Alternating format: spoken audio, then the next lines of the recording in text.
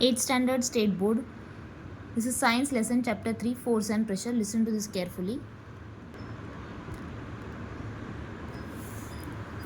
Force. आता force म्हणजे काय आहे? फोर्स म्हणजे जर का एखादी वस्तू, फॉर एक्झाम्पल इथे पेन आहे, तर पेन हा एकाच जागेवर आहे, म्हणजे हा कुठे आहे? रेस्टवर, एकाच जागेवर आहे. ठीक आहे. जर का फॅन आहे आणि फॅन कंटिन्युअसली मुव्हिंग आहे,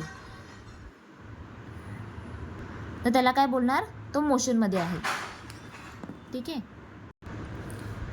आता मी काय सांगितलं, जर का इथे पेन आहे आणि हा पेन एकाच जागेवर आहे, तर त्याला काय बोलणार? तो रेस्टवर आहे. पेन रेस्टवर आहे कारण जागेवर आहे. आणि फॅन जर का मूव्हिंग असेल कंटिन्युअसली, तर त्याला काय बोलणार? तो मोशनमध्ये आहे. Okay. So Newton's first law काय आहे? A stationary object on which no force is acting remain stationary. Stationary म्हणजे जे रेस्टवर आहे, जसं की पेन. पेन जर का एकाच जागेवर आहे, तर ते एकाच जागेवर राहील जोपर्यंत आपण त्याला फोर्स अप्लाय करत नाही. ठीक आहे. An object in motion continues to move with same speed and direction when no force is acting on it. हा काय? Newton's first law. म्हणजे न्यूटन्स फर्स्ट लॉ सांगतात की जर का पेन रेस्टवर आहे किंवा स्टेशनरी आहे, तर इथेच राहणार तो. सपोज हा पेन इथे आहे, तर इथेच राहील. एक मिनिट. किंवा हे जर का इथे आहे, तर इथेच राहणार जोपर्यंत मी असं त्याला फोर्स अप्लाय करत नाही, तोपर्यंत इकडेच राहील. आणि फॅन जर का मूव्हिंग आहे, तर तो मूव्हिंगच राहणार जोपर्यंत मी बटनकडे जाऊन तो ऑफ नाही करत, तोपर्यंत तो मूव्हिंग राहील. तर त्याला काय बोलणार? मोशन. म्हणजे काय? की जे रेस्टवर आहे ते रेस्टवरच राहतं आहे, जे मोशनमध्ये आहे ते मोशनमध्येच राहतं आहे जोपर्यंत आपण त्याला फोर्स अप्लाय करत नाही. हा कोणता लॉ आहे? First law. कॉन्टॅक्ट फोर्स म्हणजे काय? A force that acts through a direct contact on two objects, that is contact. आणि नॉन कॉन्टॅक्ट म्हणजे force that acts between two object even if the two objects are not in contact. इथे direct contact होतो आहे दोन ऑब्जेक्ट्समध्ये आणि इथे direct contact होत नाही आहे. लाईक जसं हे पेनचं कॅप आहे, हे जर का मी असं हाताने हलवलं, म्हणजे मी हे डायरेक्ट कॉन्टॅक्ट केला, टच केलं ना, सो डायरेक्ट कॉन्टॅक्ट झालं. पण जर का तुम्ही इथे एखादं मॅग्नेट ठेवलं, इथे मॅग्नेट असेल आणि इथे आयर्न फिलिंग्स आहे, तर हे डायरेक्टली त्याला ॲट्रॅक्ट होणार, टच होईल ना. मग हा कोणता फोर्स झाला? Non contact. कारण तुम्ही मॅग्नेट त्या इकडे जाऊन असं चिटकवलं नाही, हे लांबच आहे, पण हे डायरेक्टली मॅग्नेटिक फोर्समुळे ते त्याला स्टिक झालं, मग तो नॉन कॉन्टॅक्ट फोर्स झाला. Balanced force. बॅलेन्स फोर्स म्हणजे काय? If the body is acted upon by two forces equal in magnitude, opposite in direction and having the same line of action, the forces are balance force. आणि इथे net force किती असणार? 0. For example, ही एक रशी आहे, इथून 4 जणं या रशीला खेचत आहेत, इथून 4 जणं या रशीला खेचत आहेत. दोघांनी इक्वल फोर्स लावला, तर ही रशी या साईडला जाईल का? नाही. या साईडला जाईल का? नाही, कारण इक्वल फोर्स आहे ना. सपोज इथून पण फोर्स लागला 50 न्यूटनचा, इथून पण फोर्स लागला 50चा, मग दोन्ही सेम आहे, म्हणजे तो कोणता झाला? बॅलन्स्ड. आता जर का इथून 60 झाला या साईडला, तर ही रशी, हे रोप जे आहे ते कुठे जाईल? ह्या साईडला जाणार है ना, कारण हे 60 जास्त आहे, 50 कमी आहे, म्हणून म्हणजे इथून फोर्स जास्त लागतं. मग हा कोणता फोर्स झाला? Unbalanced force.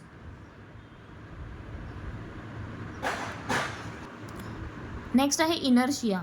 The tendency of an object to remain in existing state is called inertia.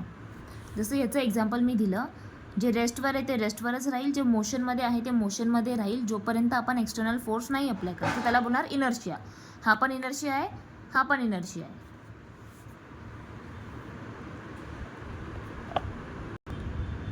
आता नेक्स्ट काय? Effects of force. म्हणजे फोर्समुळे काय काय होतं. For example, a force can set a body in motion. म्हणजे आपण फोर्स अप्लाय केल्यावर ती बॉडी म्हणजे कोणतंही ऑब्जेक्ट मोशनमध्ये जाईल. जर का बॉल रेस्टवर आहे, रेस्टवर म्हणजे बॉल एका जागेवरच आहे, आणि त्याला तुम्ही धक्का मारला, पुश केलं, तर तो रोल होईल ना. रोल झाला, मूव्हिंग आहे, म्हणजे ते काय आहे? मोशनमध्ये. सो आधी बॉल काय होता? सपोज इथे होता बॉल, रेस्टवर होता, मग याला तुम्ही धक्का मारला म्हणजे पुश केलं, तर मग तो मूव्ह व्हायला लागला, म्हणजे तो कशामध्ये गेला? मोशनमध्ये. आधी रेस्टवर होता, मग मोशनमध्ये गेला. कुणामुळे? या फोर्समुळे. सो फर्स्ट पॉईंट काय, a force can set a body in motion, म्हणजे फोर्समुळे एखादी बॉडी किंवा एखादा ऑब्जेक्ट मोशनमध्ये जाईल जो रेस्टवर आहे ऑलरेडी. आणि सिमिलरली आपण फोर्सनी स्टॉप पण करू शकतो ना. सपोज हा मूव्हिंग आहे कंटिन्युअसली, हा मूव्हिंग आहे, तुम्ही इथे हात लावला तर तो स्टॉप होईल. म्हणजे जो रेस्टवर आहे त्याला आपण मोशनमध्ये लावू शकतो फोर्सने, आणि जो मोशनमध्ये आहे त्याला आपण स्टॉप करू शकतो तो पण फोर्सने. सो फोर्स दोन्ही काम करतं, बॉडी मोशनमध्ये सेट करायचं आणि स्टॉप करायचं दोन्ही. हे बघ, जसं मूव्हिंग बायसिकल, तुम्ही ब्रेक अप्लाय केला तर ते स्टॉप होणार. ब्रेक अप्लाय केला म्हणजेच force. Force acting on body can change the speed of body. Speed पण चेंज होऊ शकतं ना, स्पीड आपण कमी जास्त करू शकतो. सो ते पण काय टाईप ऑफ फोर्स. फोर्समुळे डायरेक्शन पण चेंज होतं.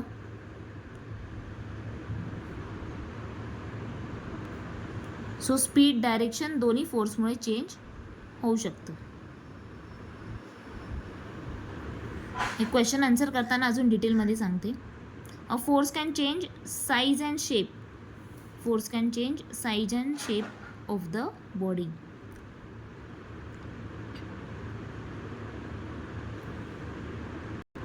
म्हणजे एखादा इलास्टिक वगैरे असेल, तर इलास्टिक तुम्ही खेचलं तर त्याचा साईज शेप चेंज होणार.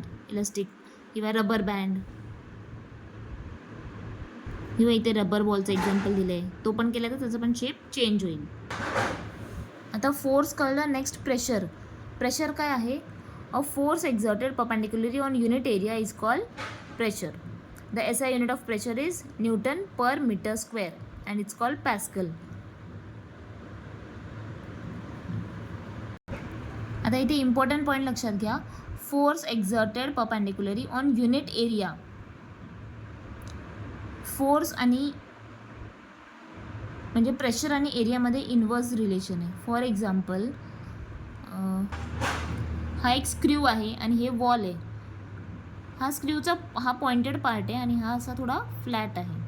तर तुम्ही वॉलमध्ये जेव्हा हॅमर कराल, हातोडी घेऊन हॅमर करतो ना, तसं तुम्ही हा पार्ट तिथे टाकणार आणि मग हॅमर करणार आपण का हा वाला टाकून. कोणता इझिली होईल, हा जो पॉइंटेडवाला आहे हा इथे लावला आणि मागून हातोडी मारली तर इझिली जाईल, का हा जो मोठावाला आहे हा मोठा इथे ठेवला आणि मग हातोडी मारल्यावर इझिली जाईल, स्मॉलवाला की हा वाला. ऑब्व्हियसली स्मॉलवाला, कारण हे पॉइंटेड आहे, हे इथे ठेवलं आणि मागून हातोडी हॅमर केला तर तो इझिली जाणार. पण हा पार्ट मागचा मोठा आहे, तो इथे ठेवून हॅमर केला तर इझिली आत जाणार नाही वॉलच्या आतमध्ये. म्हणजे काय की याच्यामध्ये फोर्स कमी लागणार, याच्यामध्ये फोर्स जास्त लागणार. सो एरिया काय पाहिजे, एरिया म्हणजे यांनी कमी जागा घेतली, यांनी जास्त जागा घेतली. सो एरिया जेवढा कमी असेल तेवढा प्रेशर इझिली लागेल, एरिया जास्त असेल तेवढा कमी लागेल. Next, buoyant force. Buoyant force means upward force acting on body in water और अदर फ्लुइड और gas is called buoyant force. Bind म्हणजे पाणी जे असतं ना ते खालून एक प्रेशर असतो. फॉर एक्झाम्पल, हे वॉटर आहे, तर तुम्ही याच्यामध्ये सपोज स्टोन टाकला, हा स्टोन आहे, तर हा स्टोन टाकला तर काय होणार, हा स्टोन तुम्ही टाकताय म्हणजे हा खाली सिंक होईल, फ्लोट होईल का स्टोन, नाही होणार. तर ॲक्च्युली हा स्टोन पाण्यावर असा प्रेशर टाकतं, पाणी स्टोनवर असा प्रेशर टाकतो, असा या डायरेक्शनमध्ये. पण होतं काय, ह्याच्यापेक्षा हा वाला फोर्स जास्त आहे म्हणून तो सिंक होतो. तेच तुम्ही थर्माकॉल घ्या, थर्माकॉल, तर थर्माकॉल काय होणार, ह्याच्यावर फ्लोट होईल, कारण का हा वाला फोर्स जास्त आहे. आणि थर्माकॉल पण असा फोर्स लावतो पण तो कमी आहे, हा वाला जास्त आहे, म्हणून हे आयटम काय होतात, लाईट वेट आयटम फ्लोट होतात. आणि हे वाला आयटम्स काय होणार, सिंक होणार.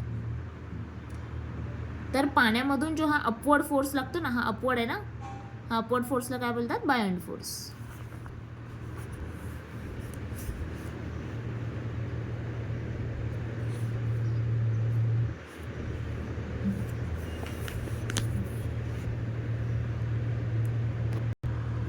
आर्किमिडीज प्रिन्सिपलमध्ये काय सांगितलं आहे, force is equal to weight of fluid displaced by the object. म्हणजे हे पाणी आहे, फुल भरले, ह्याच्यामध्ये तुम्ही स्टोन टाकला तर ह्याच्यातलं थोडंसं पाणी बाहेर पडेल है ना, मग ते सांगतायत की पाणी जेवढं बाहेर पडलं आहे ते कशामुळे पडलं, स्टोनमुळे. म्हणजे यांनी जेवढी जागा घेतली तेवढंच पाणी बाहेर येणार है ना. सो तसं काय फोर्स, एक मिनटं, this force is equal to weight of fluid displaced by, displace म्हणजे तेवढी जागा रिकामी केली, बाय द ऑब्जेक्ट.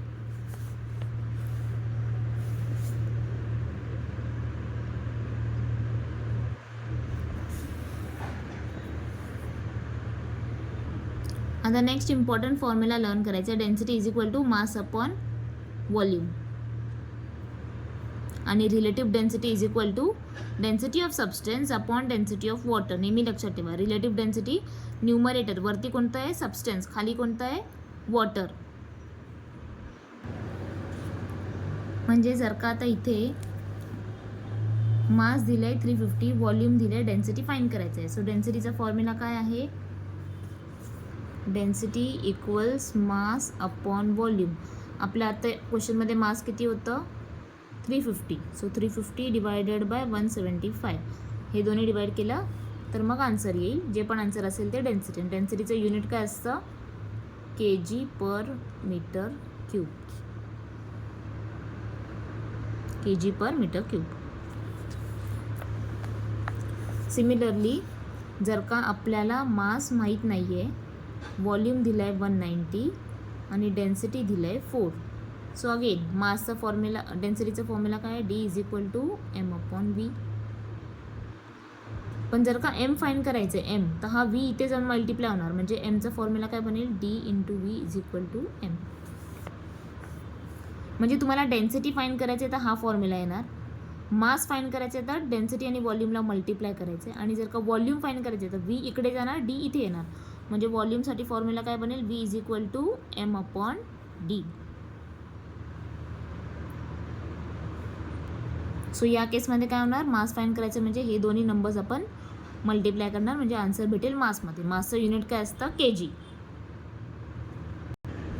आता नेक्स्ट क्वेश्चन बघा, डेन्सिटी ऑफ मेटल माहीत नाही, density of water 10⁻3, relative density 5. आपण रिलेटिव्ह डेन्सिटीचा पण फॉर्म्युला लर्न केला होता. रिलेटिव्ह डेन्सिटी काय आहे, density of substance upon density of water. Relative डेन्सिटीचा आन्सर त्यांनी ऑलरेडी दिलं आहे ना, किती आहे 5. मग ह्या रिलेटिव्ह डेन्सिटीच्या खाली लिहायचं 5 is equal to density of substance. माहिती आहे का, इथे डेन्सिटी ऑफ सबस्टन्स काय आहे, सबस्टन्स म्हणजे मेटल, ठीक आहे. सो इथे काहीच नाही आहे, मग ते आन्सर नाही. वॉटरचं 10⁻3, मग सबस्टन्सचं माहीत नाही आपल्याला, वॉटरचं 10⁻3. म्हणजे मग हे फाईंड करायचं, याला सपोज तुम्ही असंच लिहिलं, डेन्सिटी ऑफ सबस्टन्स. मग हे कसं फाईंड करणार, आता हा नंबर डिवाइड आहे, इथे जाऊन काय होणार, multiply. So density of substance is equal to 5 into 10⁻3. हा नंबर डिवाइड आहे, इथे जाऊन मल्टिप्लाय होईल, याचा आन्सर भेटेल. सो 5 इंटू 10⁻3 हे आन्सर झालं. सिमिलरली सपोज आता डेन्सिटी ऑफ सबस्टन्स दिलं आहे 8.5 इंटू 10⁻3 आणि वॉटरचं पण दिलं आहे 10⁻3. तर रिलेटिव्ह डेन्सिटी किती, रिलेटिव्ह डेन्सिटीचा फॉर्म्युला काय आहे, सबस्टन्स अपॉन वॉटर. मग सबस्टन्स अपॉन वॉटर, सबस्टन्स किती आहे 8.5 इंटू 10⁻3 अपॉन वॉटरचं किती आहे 10⁻3. हे दोन्ही सेम आहे, कट झालं, म्हणजे रिलेटिव्ह डेन्सिटी किती आलं 8.5. बस. आता नेक्स्ट फॉर्म्युला जो आहे तो हा लर्न करायचा आहे की weight is equal to area into pressure. Weight is equal to area into pressure. हा फॉर्म्युला 5 टाइम्स, सगळे फॉर्म्युला 5 टाइम्स लिहा आणि लर्न करा. Weight is equal to area into pressure. So जर का आता वेट आपल्याला गिवन नाही आहे आणि एरिया दिला आहे 0.04 आणि प्रेशर दिलं आहे 20,000, म्हणजे हे दोन्ही आपण मल्टिप्लाय केलं तर आपल्याला काय मिळणार, वेट. आणि नेक्स्ट क्वेश्चनमध्ये जर का वेट आपल्याला दिलं आहे 1500, एरिया दिला आहे 500, प्रेशर फाईंड करायचं. हा एक फॉर्म्युला लर्न केला तरी बाकीचे होतील. प्रेशर फाईंड करायचं आहे म्हणजे एरिया या साईडला जाणार. सो इथे मल्टिप्लाय ते येऊन डिवाइड होणार, म्हणजे W upon A is equal to P. Formula काय बनेल W/A सो W किती आहे 1500 म्हणजे 1500 अपॉन एरिया किती आहे 500. हे दोन्ही 0 कट 0 कट 5 1 जा 5 3 जा. सो आन्सर किती आलं 3. म्हणजे प्रेशर जो आहे तो किती आहे 3 युनिट काय असतं पास्कल.